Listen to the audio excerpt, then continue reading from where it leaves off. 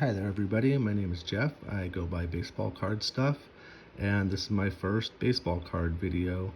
I have no idea what I'm doing. I've honestly mostly listened to baseball card podcasts, watched a little bit of YouTube, but usually I have time to listen in the car. It's where I have free time, so I don't really know how these videos work too well, and you're going to see my hands because I'm just not so comfortable going on the camera. So I'm just going to do sort of an introduction about myself in this video, more or less. Talk about my collecting in my early days before taking about 30 years off from collecting. I have to say thank you to, I got back into collecting about 6 months ago, and I binged practically every episode of the Golden Age of Cardboard podcast by Mike, and that's been a huge inspiration and getting me back into doing a lot of things with baseball cards. And then a lot of his guests have been awesome too. I really have learned a lot and been inspired by a lot of people, George and Blue Jacket and John Mangini, all these guys who have no idea who I am, and I've honestly not really watched their videos much, a little bit, but heard them on the podcast. Chris from Missouri, a few other Chris's.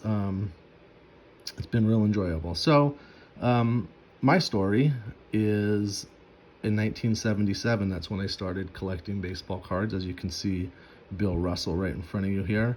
During the season, I was born late in the year, so I was 5 years old during that season. So I don't specifically remember opening packs of 1977 Topps, but I had an older brother, a few years older than me, and he was into baseball and I was into baseball. So, as we collected in the later 70s and early 80s, I just knew that 77 was like our first year of collecting, even though I don't really remember it too specifically. So it might have been more of my brother collecting than me, but I was kind of along for the ride at that point. So yeah, most of my collection started in 77, my childhood collection. I've added to it lately, of course, but I don't know what we did with the 1977 cards, but the condition you're seeing this Bill Russell in is what a lot of my 77 cards look like.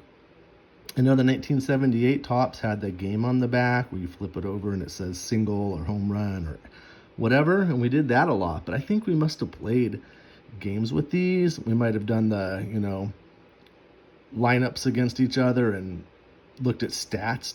If this guy had more doubles than your guy, it was an out or a hit or something. Because I don't know. A lot of these are in this kind of condition. I pulled out some of the Dodgers that I have from 77 because that's my favorite team. So these are some of the ones I've had since I was a little kid, or they were probably my brother's. I think in the 80s sometime, I convinced my brother to give me all his cards because he wasn't collecting anymore and I was. So it's the combination of our collections, which eventually became my collection. So I have a moderate amount of 77s, really 79 a lot more, and then into the 80s a lot more, but some 77s from the time that we were collecting. And then at some point I must have gotten some 77s from somebody else because I have a moderate amount of these ones in nice condition. And I don't think these are the ones my brother and I collected. Maybe we traded with somebody at some point. So I have a lot of 77s in not so good condition, and then some of those. And of course, I have it pulled out some of the more star players, Hall of Famers, although Pete Rose is not in the Hall of Fame. And a lot of these, unfortunately, are in this condition. Some I have in nicer condition. Hecker Slade just pulled out some random guys, Gary Carter, Rod Carew. So that's how my story started in 77. I have more 78s, definitely more 79s. And then in the 80s, collected a lot. Kind of up and down certain years. I know 86 Topps, I definitely was a down year. I don't know why.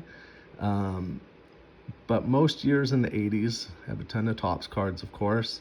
And Fleer and Donruss, looking back. So what happened, I stopped collecting in about 91. I have a small amount of 92, so I must have bought some cards in 92. And other than like the star players, which I put separately, had in binders, and kind of took with me as I moved out of my parents' house, or took them at some point out of my parents' house. Those have been with me for a while, but all the boxes and boxes and boxes of commons, semi-stars, whatever, those were in my childhood um, closet.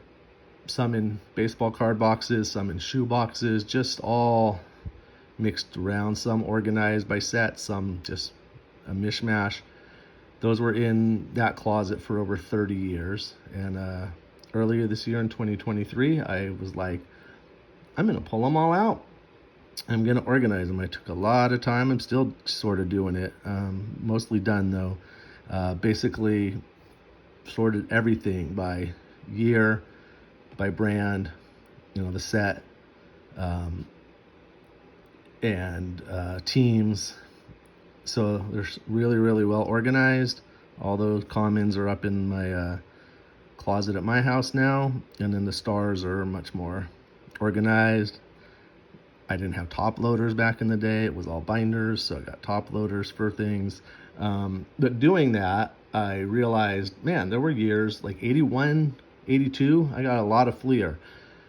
83, pretty good amount, but 84 Fleer, 85, 86, not so much. And then late 80s, tons of Fleer. Same with Donruss. It was really up and down. Some years, tons of Donruss, some years, hardly any Donruss. So it was kind of fun and interesting to go back and be like, okay, I remember not having too many of these. And some years it was surprising, like, wow, why didn't I collect these? So it was a blast from the past, of course, and remembering all that stuff. And I like having things organized, so I can find anything pretty easily now. So that's nice. So like I said, I finished high school in 90, and that's definitely the last year I had a lot of cards. 91 was probably like half as much as 90, and in 92, just a handful, and then that was it. I basically didn't buy a baseball card from 1992 until 2023, and that's my story. But as I've gotten back into it, well, let me show you some other stuff first. I did when I was a kid. I, like a lot of people, I think I collected the cards of whatever players were playing. I was opening packs of 88 Topps and 87 Donruss and all that stuff because that's what was at the store, and those were the players I was watching. I think a lot of it had to do with there was a warehouse store similar to Costco, like the 4Runner to Costco, and they would just have boxes of cards, and I would just ask my mom, hey, you're going to the store, get me a box of cards, please. And she would. So that's why I think, I don't think she was going to give me $20 to go buy a vintage card, but she just picked up cards for me at the store. Because now I'm looking back and I'm like, why do I have 12 of every player from 1988 Topps? Why didn't I spend some of that money on some vintage cards? Probably because, $15 for one card was a lot to spend, and $15 for a whole box of cards, or $10 for a whole box of cards, or my mom was just buying them for me. So anyways, even as a kid, I read a lot of baseball books. I knew the history pretty well. I knew a lot of those guys. My dad grew up in Pittsburgh and loved Roberto Clemente, so I knew all that stuff as a kid, but I didn't really buy a ton of vintage cards. I think most of the ones I got were probably trading. I don't know how I got this Ernie Banks, but I've had this Ernie Banks since I was a teenager, maybe since I was 10, I don't know. But I even as a kid, I had a handful of vintage cards and cards that were before I was born, like this 1969 Ernie Banks, and back at that same time I also got the 69 Clemente. So these were some of my coolest, oldest cards as a kid. I think I have still a 61 Warren Spahn that I got as a kid. But I wasn't a major vintage collector, which I wish I was, because if I was buying that stuff in 1987, it would be great. So anyways, as I got back into collecting this year, on that podcast, I don't know if people have listened to the Golden Age of Cardboard, but Mike always talks about, as a collector, a lot of people will go through kind of like a different stages, and you start out buying packs and collecting guys that are currently playing that you know. You might collect like one player that you love, and eventually as people get older, a lot of times they get into vintage. And I kind of went through that cycle super fast this year when I got back into it. I think when I got back into it, I had an interest in vintage, but it wasn't as strong as it became a few months later when I started listening to that podcast and also just opening new cards. I think my first thought getting back into it was I got to go buy some cards from the store. And I didn't even know these terms, hobby box and parallels. A bunch of terms. Even we didn't call it, when I was a kid at least, we didn't call it ripping wax. We were just like opening packs of baseball cards. So I had a lot to learn, and I liked some things about the modern world of cards and others not so much. So I think I bought a few months back, like early this year, the Topps Heritage, the ones that look like 1974 Topps. And it was fun, and I got some guys that are good players, but I was just like, I don't even know what I'm looking for, because we used to just look for the players we liked. Hey, it's 1984. Hey, I got a Don Mattingly rookie. Now it's with the parallels and numbered cards. I was just like, I don't even know if I just got good cards or not. Probably not, but I didn't really know what I was even looking for, and I just want to collect players. Like now, for modern cards, I go to like the 25-cent box at a show or a store, and hey, it's a Mike Trout for 25 cents. It's probably worth 25 cents, but I have a Mike Trout, so I'm happy. That's kind of modern guys. I just buy the cheap stuff because I want some cards of modern players. So anyways, at first when I got back into it, I bought some packs, and I just realized I'm not enjoying it that much. I don't really know what I'm looking for. And then I had a super short period of, hey, I'm going to collect one player, which I never did. Well, let me get into that. I did sort of collect one player as a kid, Jim Palmer. I wasn't particularly like, I love Jim Palmer. I thought he was a great pitcher. I was a fan, I guess. But I think I just stumbled on some old Jim Palmer cards as a kid, traded or something, and since I got a few old ones, I just decided, hey, I'm going to try to get all of Jim Palmer's Topps cards. Not really great condition, but I ended up getting all his cards. At some point as a teenager, I think I traded or sold the 1969 one, which you can see is missing. I got more recently leaders cards and stuff, but so I was a moderate Jim Palmer collector back then. So that's as much as I collected one player. But back to the current story. After opening some packs, and I decided I'm going to collect one guy and try to have every single card. And I just landed on Tony Gwynn, because as a kid, I've always been a guy who just likes teams. I grew up liking the Angels and the Dodgers, and I'm more of a Dodger fan now. But I was never like a super fan of particular players. But looking back on my childhood, Gwynn was just somebody I respected so much and was just such a great hitter that I decided to collect Tony Gwynn cards. And I ordered a lot of 150 Tony Gwynn cards for $30 or whatever on eBay. And it's fun. I had fun sorting through them, looking through them, but I quickly realized I don't want to collect every single Tony Gwynn card. There's way too many of them. A lot of them get into the mid and late 90s and early 2000s when I don't know what, like, there's all the parallels, and I can barely even figure out which card I have, and then keeping track of what I have, and I'm like, this is too much. Like, I'm glad I just got a bunch of Tony Gwynns. I don't need every single Tony Gwynn card that ever existed. So now I have more Tony Gwynns than any other player, but I kind of put that project to rest real quickly. As you can tell, modern cards, I'm also colorblind, so with there's the blue version of this card and the pink and the purple and refractor, it's just a big blur to me. And from that becoming a big blur, learning more about modern cards, also listening to the Golden Age of Cardboard and other podcasts, things like that, I really just very quickly went into I'm all about vintage cards. Not that I don't buy the quarter 50-cent cards of some modern guys and like to have them, but pretty much primarily focused on vintage cards. So let's see, I pulled out my Palmers. That's all I pulled out to show. So that's kind of my introduction. I'm buying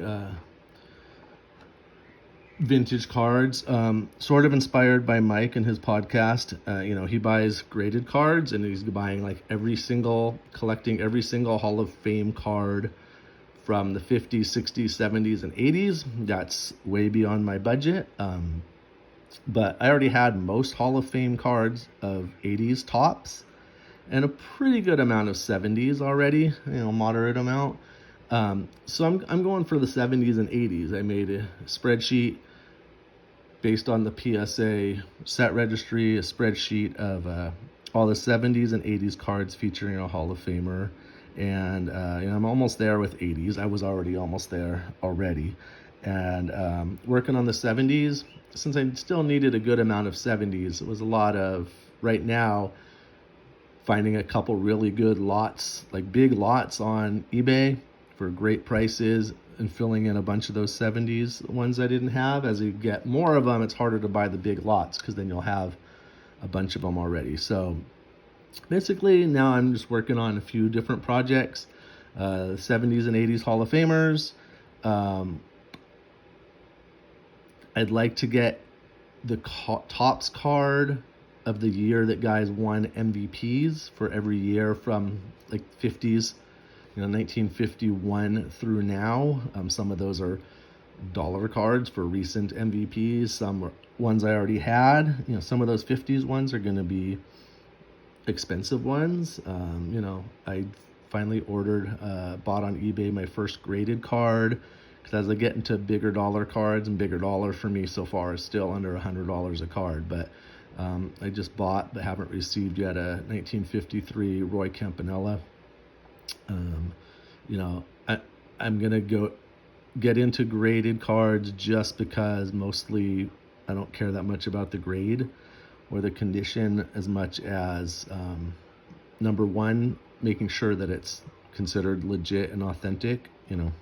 The grading companies can miss stuff, but there's a better chance that it's it's a real card and not counterfeit.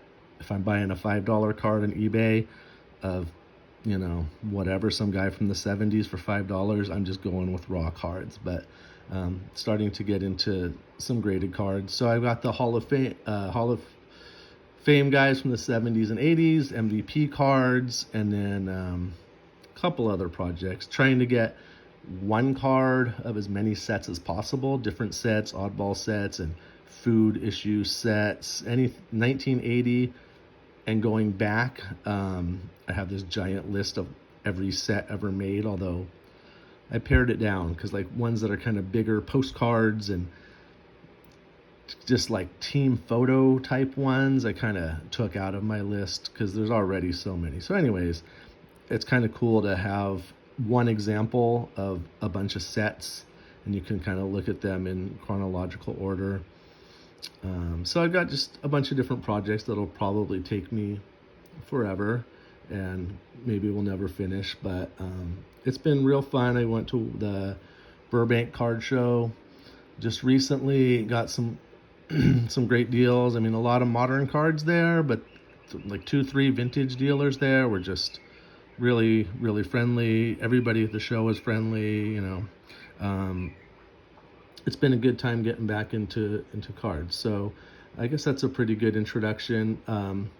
Next video, I might show some progress on some of those projects I'm doing. Probably the one where I'm trying to collect at least one card from as many sets as possible. There's still a billion sets I don't have a card from, and some are going to be too expensive that I'm never going to have a card from that set, pre-war stuff and even other things. But a lot of sets you can get some common guy for $5 or $10 or $1 or whatever, so they're fun to look at. I got quite a few sets, but I'm just getting started. So I'll share some updates on my different projects, and then besides that, I don't know, I'll come up with different subjects and things. So that's about it, and we'll hopefully post another one soon. Thank you. See you later.